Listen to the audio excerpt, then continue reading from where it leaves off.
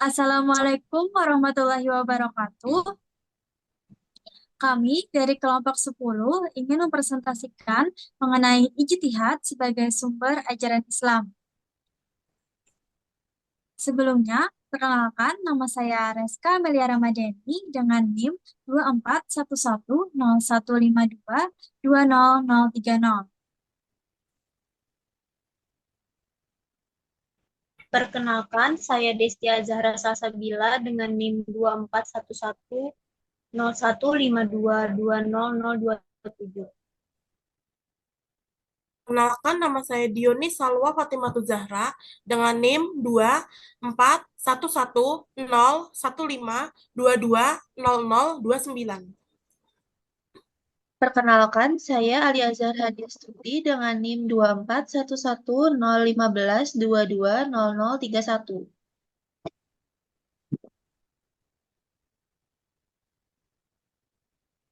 Pada materi kali ini, kami akan membahas tentang definisi ijtihad, macam-macam ijtihad, ijtihad menurut tingkatannya, syarat-syarat mujtahid, tingkatan mujtahid, fungsi ijtihad sebagai sumber hukum Islam ketiga, dan ijtihad sebagai upaya pengembangan hukum Islam. Yang pertama, yaitu definisi ijtihad. Ijtihad secara bahasa berarti bersungguh-sungguh dalam menggunakan tenaga fisik dan pikiran, terutama dalam perkara sulit. Menurut Abdul Karim Zaidan, ijtihad adalah pengerahan kemampuan untuk menghadapi kesulitan dan menggali hukum syariat. Dalam konteks ini, seorang mujtahid berusaha menemukan solusi hukum melalui istinbat. Imam Al-Ghazali menegaskan bahwa ijtihad adalah kesungguhan untuk memahami hukum syariat. Jadi kesimpulannya, ijtihad adalah usaha mendalam oleh mujtahid untuk menghasilkan hukum syariat berdasarkan Al-Quran dan hadis. Macam-macam ijtihad. Yang pertama, kias atau analogi. Menggunakan analogi untuk menarik kesimpulan hukum. Contohnya, mengharamkan minuman beralkohol karena mirip khamar. 2. Kebiasaan. Kebiasaan masyarakat sebagai dasar hukum yang tidak dalam jual beli yang sesuai. 3. Istisab atau presumpsi hukum, menggunakan asumsi hukum yang ada untuk mempertahankan status quo. Contoh, seseorang dianggap suci hingga ada bukti sebaliknya. 4. Syudud zariyah, yaitu pencegahan keburukan. Mengambil langkah untuk mencegah keburukan meskipun tidak diharamkan. Contohnya melarang transaksi yang berpotensi riba. 5. Maslahah mursalah, kepentingan umum. Keputusan hukum berdasarkan kepentingan umum tanpa dalil syar'i. Contohnya pajak untuk infrastruktur bermanfaat. 6. Ihtisan atau preferensi, memilih hukum yang lebih baik meskipun bertentangan dengan hukum umum. Contohnya mengizinkan mediasi dalam penyelesaian sengketa. 7. Ijma atau konsensus, kesepakatan ulama mengenai suatu hukum. Contoh ijma tentang kewajiban sholat 5 waktu. Tingkatan ijtihad. Yang pertama, ijtihad mutlak. Ijtihad yang dilakukan oleh seorang mujtahid yang memiliki kemampuan untuk mengeluarkan hukum dari sumber-sumber syariat secara mandiri tanpa bergantung pada pendapat orang lain. 2. Ijtihad muqayyad. Ijtihad yang dilakukan dalam batasan-batasan tertentu, misalnya dalam konteks yang telah ada pendapat para ulama sebelumnya. Mujtahid dalam hal ini merujuk pada pendapat yang sudah ada dan berusaha untuk memberikan solusi dalam konteks yang lebih spesifik. 3. Ijtihad mazhab. Ijtihad yang mengikuti salah satu mazhab tertentu, di mana mujtahid berpegang pada prinsip dan kaidah yang telah ditetapkan dalam mazhab tersebut. 4. Ijtihad fardu. Ijtihad yang menjadi kewajiban bagi individu tertentu dalam situasi yang mendesak atau tidak ada hukum yang jelas. Ini biasanya terjadi dalam konteks permasalahan baru yang tidak ada panduan sebelumnya. 5. Ijtihad mustahab. Ijtihad yang tidak diwajibkan, tetapi dianjurkan untuk dilakukan ketika ada kebutuhan untuk mencari solusi atau memahami suatu permasalahan dalam konteks syariat. Syarat mujtahid. Orang yang melakukan ijtihad disebut sebagai mujtahid. Berikut beberapa syarat yang harus dimiliki seorang mujtahid. Seorang mujtahid harus menguasai bahasa Arab untuk memahami teks-teks Al-Quran dan hadis yang benar, mengetahui isi Al-Quran serta konsep nasik atau ayat yang menghapus dan mansuk, ayat yang dihapus. Memiliki pengetahuan tentang as-sunnah, baik sunnah qauliyah, perkataan Nabi, fi'liyah, perbuatan Nabi, maupun takririyah, persetujuan Nabi.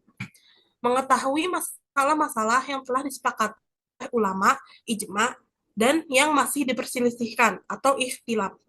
Memahami kias atau analogi dan penerapannya dalam hukum fikih.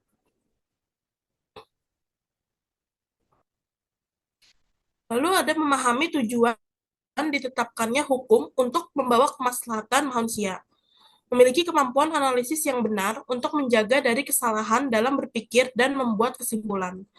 Niat dan keyakinan seorang mujtahid harus mata-mata karena Allah dalam rangka menegakkan agama yang benar.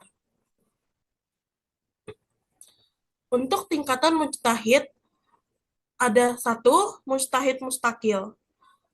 Mujtahid mustakil mampu memberikan kaidah untuk dirinya sendiri dan orang lain yang hendak berijtihad.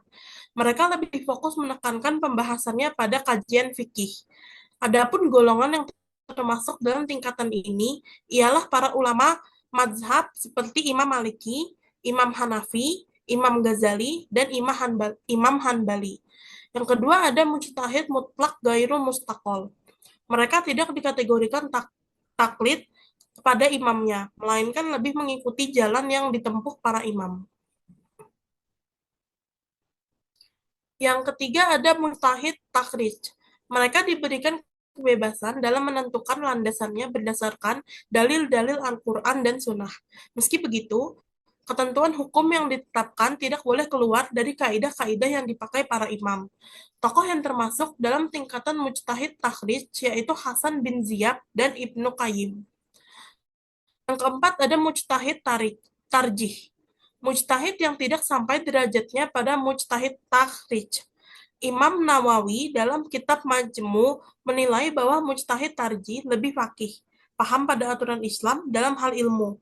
Mereka lebih hafal kaidah-kaidah imamnya, mengetahui dalil-dalilnya, dan cara memutuskan hukumnya. Dan cara mengetahui dalil yang lebih kuat dijadikan sebagai acuan. Mujtahid tarjih dinilai lebih luas pemahamannya dibanding takhrij. Kemudian ada fungsi ijtihad sebagai sumber hukum Islam yang ketiga. Ijtihad berfungsi sebagai sumber hukum Islam ketiga setelah Al-Quran dan hadis. Beberapa fungsi ijtihad sebagai sumber hukum Islam yang ketiga yaitu yang pertama, sebagai fungsi al-ruju atau al-i'adah atau kembali. Fungsinya yaitu untuk mengembalikan ajaran Islam kepada sumber pokok, yaitu Al-Quran dan hadis, dan segala interpretasi yang dimungkinkan kurang relevan. Yang kedua ada fungsi al-ilya atau kehidupan. Fungsi al-ilya yaitu untuk menghidupkan kembali bagian-bagian dari nilai dan semangat ajaran Islam agar mampu menjawab dan menghadapi tantangan zaman, sehingga Islam mampu sebagai furqan, hudan, dan rahmatul lil alamin. Yang ketiga ada fungsi al-inabah atau pembenahan, yaitu untuk membenahi ajaran-ajaran Islam yang telah diijtihadi oleh ulama terdahulu dan dimungkinkan adanya kesalahan menurut konteks zaman, keadaan, dan tempat yang kini dihadapi.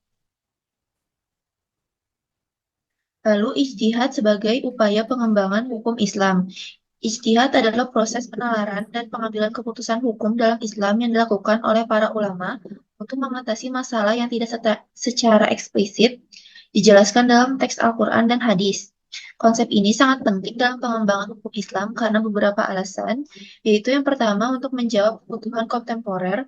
Ijtihad memungkinkan hukum Islam untuk beradaptasi dengan perubahan zaman dan kondisi sosial yang baru sehingga tetap relevan dan aplikatif. Yang kedua, untuk mengatasi kontroversi. Proses ijtihad dapat membantu menyelesaikan perbedaan pendapat di kalangan ulama dengan memberikan argumentasi yang mendalam. Lalu yang ketiga, untuk penguatan hukum, ijtihad membantu mengembangkan pemahaman dan interpretasi hukum yang lebih mendalam, memperkuat dasar-dasar hukum Islam dengan argumen yang rasional. Keempat, inovasi hukum. Ijtihad memungkinkan munculnya solusi baru terhadap masalah-masalah sosial, ekonomi, dan hukum yang dihadapi umat Islam tanpa mengabaikan prinsip-prinsip dasar Islam. Yang kelima, pendidikan dan pembelajaran. Ijtihad juga berfungsi sebagai sarana pendidikan dan pembelajaran bagi umat Islam, mendorong diskusi dan pengembangan pemikiran kritis tentang etika dan hukum. Nah, itu tadi penjelasan materi tentang ijtihad sebagai sumber ajaran Islam. Semoga apa yang kami sampaikan bisa bermanfaat. Mohon maaf apabila ada salah kata, dan terima kasih atas perhatiannya. Wassalamualaikum warahmatullahi wabarakatuh.